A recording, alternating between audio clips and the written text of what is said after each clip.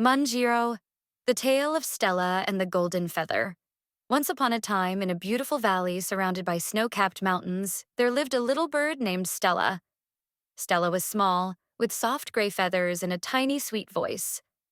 She lived in a big tree filled with many other birds who chirped brightly, flew high, and sang songs that echoed through the valley. But Stella often felt she wasn't special enough.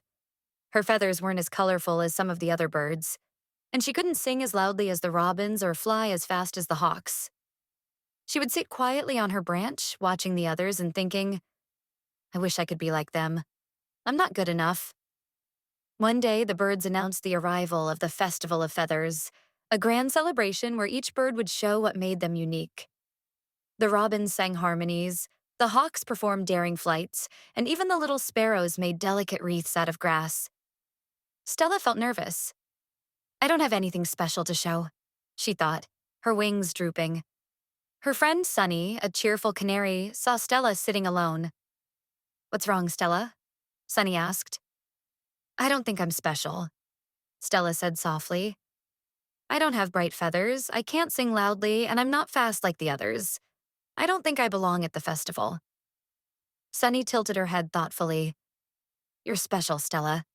You just haven't seen it yet. But Stella wasn't so sure.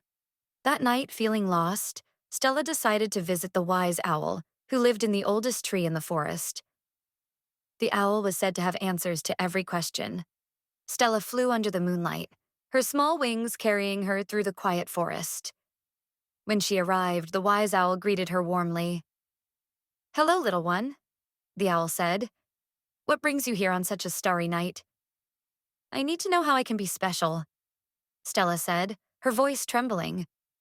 Everyone else has something wonderful to show at the festival, but I don't. How can I find my worth? The wise owl smiled gently and pointed to a golden feather that glowed faintly on the ground. Take this feather, Stella. It holds a simple but powerful truth.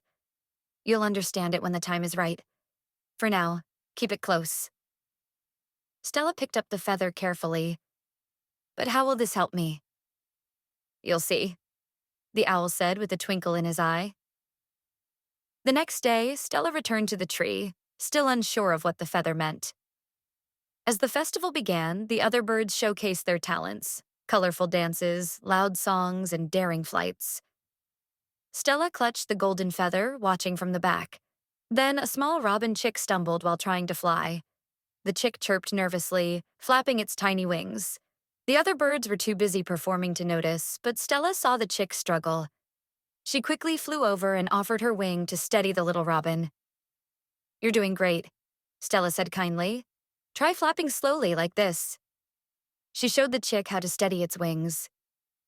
With Stella's gentle encouragement, the robin chick took its first flight. The little bird chirped joyfully, and the crowd of birds cheered. As Stella helped the robin, something magical happened. The golden feather she held began to glow brightly, catching the attention of everyone at the festival. The wise owl appeared, his wings spread wide. Stella, the owl said, do you see now? Your worth doesn't come from being like others. It comes from who you are, your kindness, your patience, and your gentle heart. That's what makes you special. The birds around her nodded in agreement.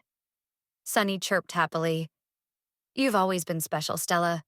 You just had to believe it yourself. Stella looked at the glowing feather and smiled.